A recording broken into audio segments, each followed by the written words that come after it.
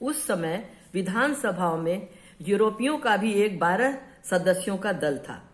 अन्य विधायकों की अपेक्षा विभिन्न विषयों की जानकारी इन लोगों में सबसे अधिक थी। देश में व्यापार करने वाले यूरोपीय लोगों के हितों के ये रक्षक थे। उन लोगों ने अपने में सर हेनरी सिडनी नाम के एंग्लो इंडियन सदस्य को भी सम्मिलित कर लिया था, जिससे उनकी संख्या 12 हो जाए। 12 से कम सदस्यों का कोई दल मान्यता प्राप्त नहीं कर सकता था। वे लोग प्रायः गवर्नमेंट के पक्ष में ही अपना मत देते थे। कभी कोई विशेष बात हो जाए जिसमें ये समझें कि यूरोपियों के हितों की हानि हो रही है, तब तो वो विपक्ष में भी राय दे देते थे। जिन्ना साहब का स्वतंत्र दल शीघ्र ही मुस्लिम लीग दल में परिवर्तित हो गया। सर कावस जी जहांगीर ने भी उसे छोड़ दिया और बीच की बेंचों पर उन्हें बैठने के लिए आगे का स्थान दिया गया। मुझे स्मरण है कि पाकिस्तान नाम की एक पुस्तिका विधानसभा की पहली बैठक में सदस्यों में बांटी गई। जहां तक याद पड़ता है, इस पर जनाब रहमत अली के हस्ताक्षर थे। यह कैम्ब्रिज से भेजी गई थी और उसमें पाकिस्तान के पृथक राज्य की स्थापना का सुझाव दिया गया था। इसमें इस नाम से प से पंजाब के लिए, अ से अफगानिस्तान के लिए, क कश्मीर के लिए और स सिंध के लिए समझा जाता है। पाक का अर्थ पवित्र होता है। पाकिस्तान का अर्थ हुआ पवित्र लोगों का स्थान। इस प्रकार के प्रस्तावित पाकिस्तान में कश्मीर नाम का भारतीय राज्य, अफगानिस्तान का स्वतंत्र राज्य और पंजाब और सिंध नाम के 2 अंग्रेज शासित भारतीय प्रांत थे।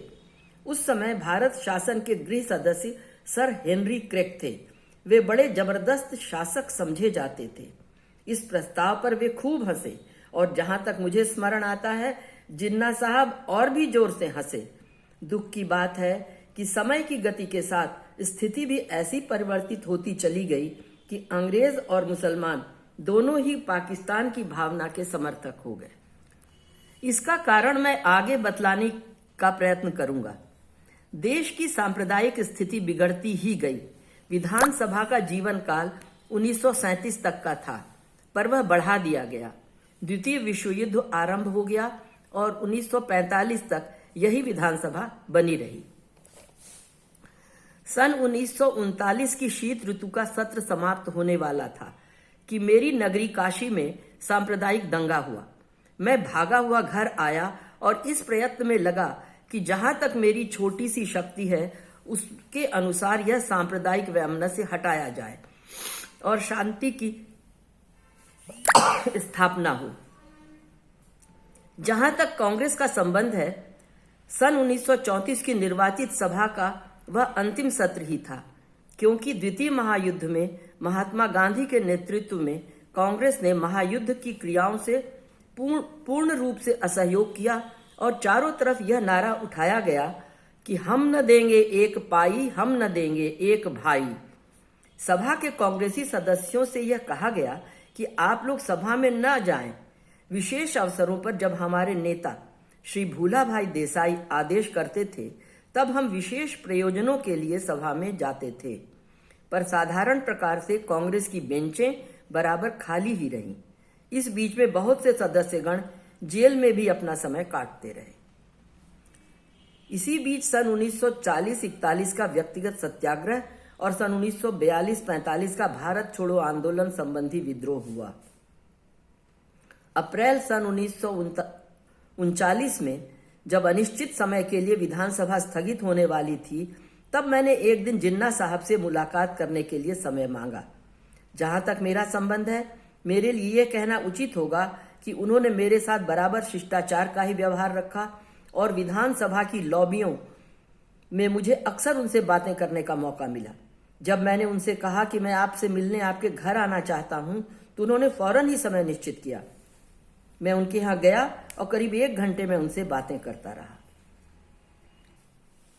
लीग के सदस्य उनसे मुलाकात करने आए, पर उन्हें बाहर प्रतीक्षा करनी पड़ी।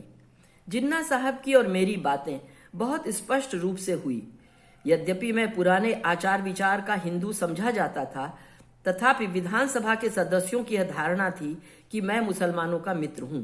कम से कम मुझे उनके विरुद्ध कोई विकार नहीं है। जिन्ना साहब से सौहार्दपूर्ण संबंध स्थापित करने में मुझे कोई कठिनाई नहीं हुई। मैंने प्रथम बार उन्हें 1916 की लखनऊ की कांग्रेस में देखा था, पर मैंने उनसे प्रथम बार बातचीत जनवरी 1922 में की थी, जब पंडित मदन मोहन मालवीय और अन्य मित्रों से मिलकर उन्होंने सम्मेलन आमंत्रित किया था और प्रयत्न किया था कि कांग्रेस और सरकार में कुछ समझौता हो जाए। अंग्रेज राजकुमार का बहिष्कार हो रहा था और हमारे कितने ही उच्च कोटि के नेतागण जेल भेज दिए गए थे। बीच बीच में जिन्ना साहब से मेरी मुलाकात होती रही, पर मेरा उनसे निकट संपर्क विधानसभा में हुआ जब हम दोनों उसके सदस्य रहे, यानी 1935 से लेकर 1945 तक। मैंने उनमें परिवर्तन होते हुए भी अनुभव किया। अब राष्ट्रवादी से वे कट्टर सांप्रदायिक नेता हो गए। वार्तालाप आरंभ करते हुए मैंने उन्हें विश्वास दिलाया कि मुझे उनके प्रति व्यक्तिगत रूप से बहुत आदर है। मैंने उन्हें यह भी बतलाया कि मेरे जन्म की नगरी काशी और उसके बाहर के कितने ही मुसलमान सज्जन मेरे कुटुंब के अच्छे मित्र रहे हैं। मैंने उनसे कहा कि मेरी बाल्यावस्था की स्मृति यही है कि मेरे दादा के मुसलमान मित्र मेरे घर आया करते थे और उनके पुत्रगण उन्हें बड़े प्रेम से चाचा कहकर बुलाते थे।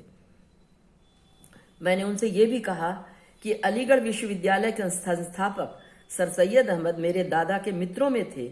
इस पर जिन्ना साहब ने कहा कि वे बराबर कांग्रेस में थे, उसके वे साधारण सदस्य ही नहीं थे, उसमें पर्याप्त उच्च पद रखते थे और यदि उनके भावों में परिवर्तन हुआ तो अवश्य उसके कुछ कारण होने चाहिए।